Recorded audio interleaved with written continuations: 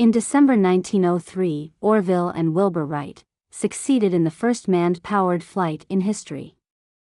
Let us ponder some hypothetical questions on their remarkable achievement.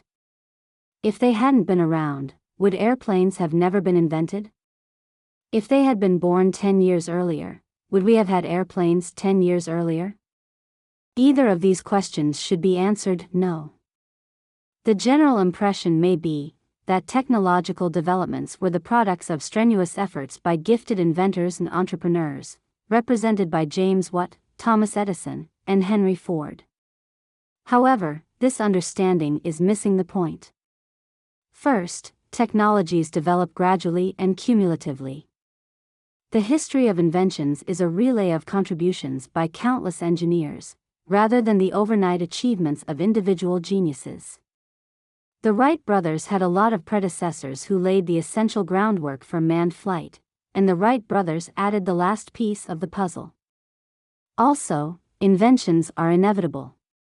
By necessity, an invention appears in the time and place where there are foundation and demand for it. The Wright brothers and Edison happened to be in an era where their inventions were ripe to be discovered. How have humans developed technologies?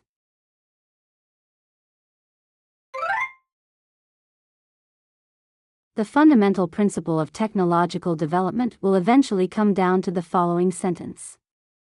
Technology proceeds to the adjacent possible when society is motivated to allocate resources toward it. Firstly, there has to be a demand.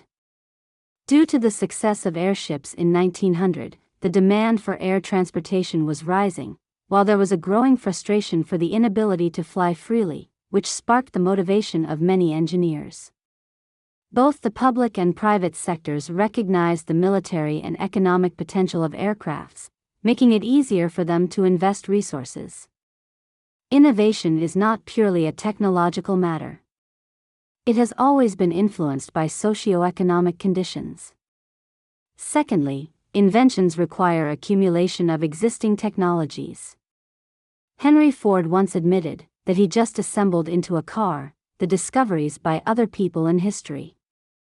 Inventing manned-powered flight needs countless of other technologies, such as efficient engines and propellers, the best shape of the wing based on fluid dynamics, and skills for stable flight control. The Wright brothers didn't discover all of them. Their achievement was preceded by numerous enabling technologies, including the invention of internal combustion engines, which far outperform steam engines in power-weight ratio. Some engineers attempted to build airplanes powered by steam engines, but they couldn't fly, because the power output was too weak, relative to their weight. Also, the Wright brothers had a lot of predecessors, from Isaac Newton in the 17th century, to Otto Lilienthal in the 19th century, who had left behind theories and data on aerodynamics and aeronautics. These forerunners had already made the cup almost full, and the Wright brothers added the last drop. Invention occurs inevitably when it's needed, by proceeding only one step ahead from the existing technologies.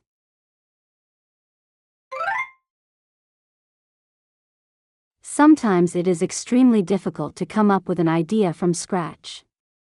Some of the inventions that transformed the world were resulted from accidental discoveries, such as the antibiotic properties of penicillium, the relationship between electricity and magnetism, and the utility of X-rays. Inventions often depend on coincidence, but if the number of attempts across society is large enough, an invention will occur almost by necessity. Let's say there is a lottery of 10% chance of winning. If you draw the lottery 22 times, the probability of getting at least one success exceeds 90%. When there are the right conditions and incentives for the discovery, many people will work on it. The more people enter the venture, the more likely it becomes that some of them will stumble upon the solution. This fact does not deny the talent, passion, and perseverance of the Wright brothers and Thomas Edison. They are great individuals. It is inspiring to learn how they set off for the challenges, went through a series of hardships, and eventually achieved their dreams. However, when a certain number of people work on the same invention, it is statistically likely that some of them are talented and passionate enough like the Wright brothers. In fact, many engineers in different countries in the same decade were working on the discovery of manned-powered flight, including Samuel Langley, Ninomiya Chihachi, Henri Farman, and Gabriel Voisin. Likewise, more than 20 people are known to deserve the credit for inventing some version of the light bulb before Edison. It is not that the airplane was invented thanks to the Wright brothers.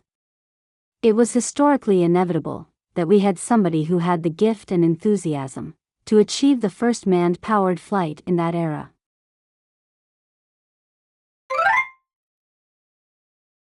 Flying freely through the sky seems to have long been a dream for humanity. For example, Leonardo da Vinci, a 15th-century Florentine artist, left sketches of early flying machines in his manuscripts. This versatile genius also discovered foundational ideas of hydrodynamics and helicopters. However, we don't recognize him as the inventor of the aerocrafts. Both da Vinci and the Wright brothers were talented, inquisitive, innovative people, but the brothers had 4 advantages that da Vinci couldn't have. First of all, the Wright brothers had predecessors, such as Alphonse Pénaud and Otto Lilienthal, whose experiments and discoveries had laid important foundations for modern aviation. When they were children, the brothers famously played with a rubber-powered toy airplane made by Alphonse Pénaud. Secondly, the Wright brothers had access to enabling technologies for flying machines. No matter how great da Vinci's idea might have been, it was just a pie in the sky, without a light and effective engine. Da Vinci couldn't even test his idea, because necessary enabling technologies were absent in his era.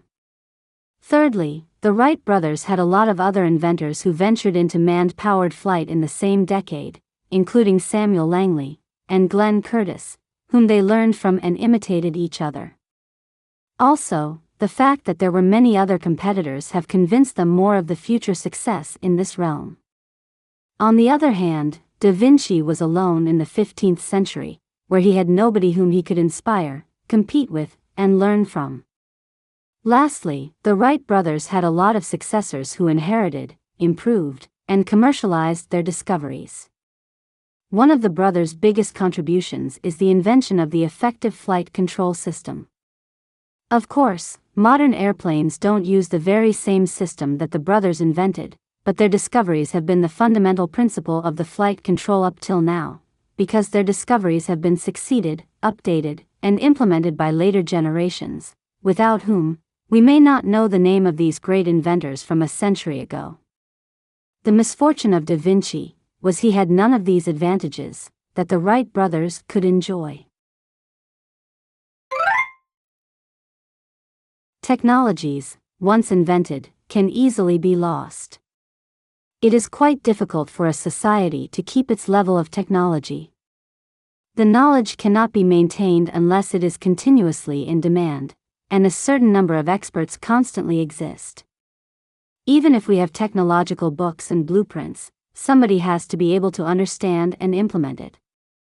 In addition, the more advanced and complex the society is, the wider variety of experts are needed.